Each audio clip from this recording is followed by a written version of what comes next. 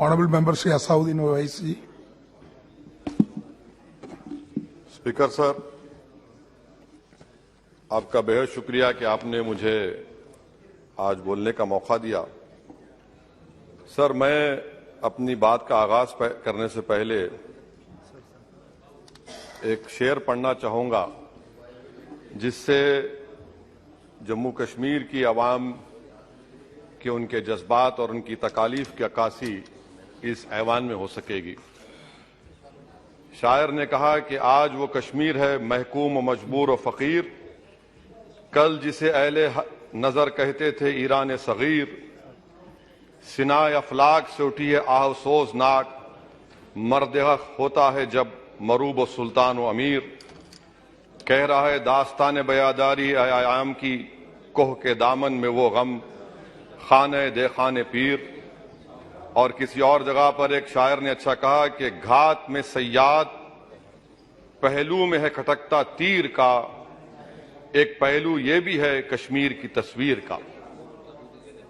Sir, मैं यहां पर ये बात साफ और वाज़ेह तौर पर कहना चाहूंगा कि एक आरटीआई के एप्लीकेशन में यह कहा गया जवाब में कि 30 साल में 1724 मिलिटेंट्स को हुकूमत और फौज ने, पुलिस ने उनको मारा, मिलिटेंट्स को, या उनकी मौत हुई, जिसमें से सिर्फ 89 कश्मीरी पंडित का कत्ल हुआ। और सर, हैरत की बात यह है कि कश्मीरी पंडित के ताल्लुक से बड़े गम और आंसू बहाए जाते हैं, मगर 30 साल में एक ही आदमी को कोर्ट ने उसको सजा दी, और विटनेस कौन था? कश्मीरी मुसलमान हरदनाथ वंचू के कत्ल के केस में। मैं सरकार से मुतालबा करता हूं कि एक आजादना कमीशन को फौरन बनाया जाए ताकि सच्चाई और हकीकत सामने आ जाए, दूध का दूध और पानी का पानी हो जाए। और हैरत अफसोस इस बात का है कि 1500 नॉन पंडित हिंदुओं का भी कत्ल हुआ मिलिटेंट्स की तरफ से, मगर उनके बारे में कोई आंसू नहीं बहाया जाता, उनके बारे में कोई पिक्चर नहीं बनती अपनी जेब गर्म करने के लिए। सर, दूसरी बात यह है कि जो बात यहां पर सरकार की तरफ से कही गई कि जो डिलिमिटेशन हुआ, असेंबली और पार्लिमानी हलकों की जो हदबंदी की गई, वो बड़ा ही साफ सुथरे तरीके से किया गया।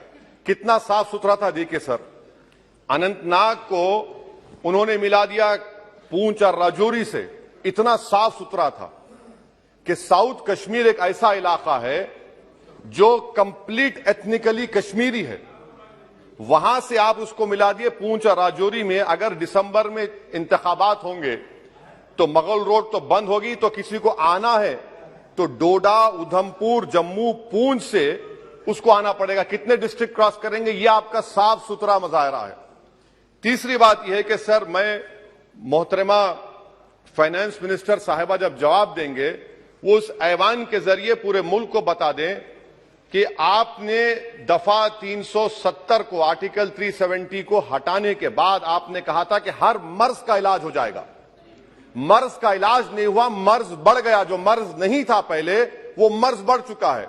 मैं आपके जरिए से मोहतरमा फाइनेंस मिनिस्टर साहिबा से जानना चाहूंगा कि इस ऐवान पर आप रख दें कि कितना एक पैसा इन्वेस्ट हुआ नहीं हुआ। एमओयू की बात मत करिए, कागजात तो बहुत निकलेंगे, मगर एमओयू नहीं बल्कि एक पैसा कितना आपने इन्वेस्ट कश्मीर में करवाया। दूसरी बात यह है सर, एक तरफ सरकार बोलती है हम प्राइवेटाइज करेंगे पूरे मुल्क में, एलआईसी और सब चीज, मगर यहां पर हॉर्टिकल्चर को पब्लिक सेक्टर अंडरटेकिंग बना दिया गया। जो कश्मीरी अपना सेब बेचता था, आप उसको कह रहे हैं नहीं अब हम पीएसयू बना दिए। यह आपका साफ सुथरा और आपकी राह दिखाता है।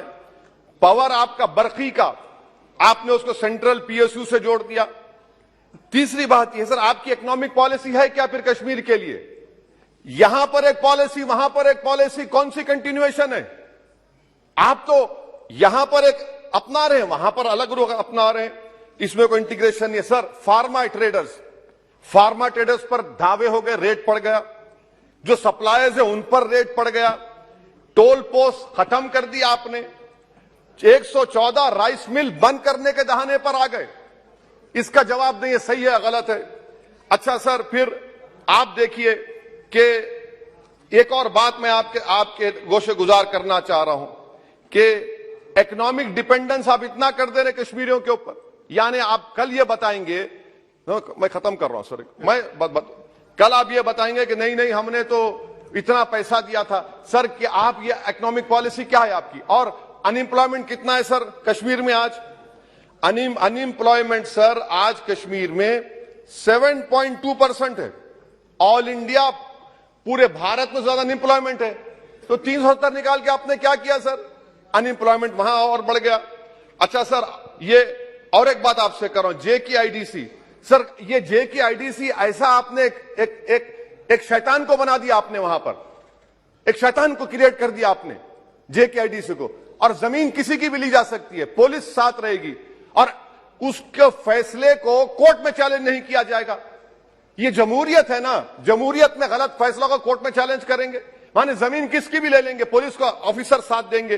तो इसीलिए सर हम ये कहना चाह रहे हैं कि हर एतबार से आपने वहां पर कोई गलत पॉलिसी की और अखलाकी तौर पर, आईनी तौर पर कन्वेंशन जो है, ये बजट को यहां नहीं डिबेट करना चाहिए।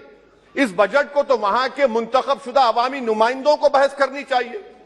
यहां पार्लियामेंट में बैठकर हम एक जम्मू का, कश्मीर का कैसे बजट पास करेंगे? तो गैर अखलाकी बात है, कन्वेंशन के खिलाफ है और इसको बताता है कि आपका मंशा और मकसद क्या है, कि आप यहां पर कठपुतली की तरह कंट्रोल करना चाह रहे हैं।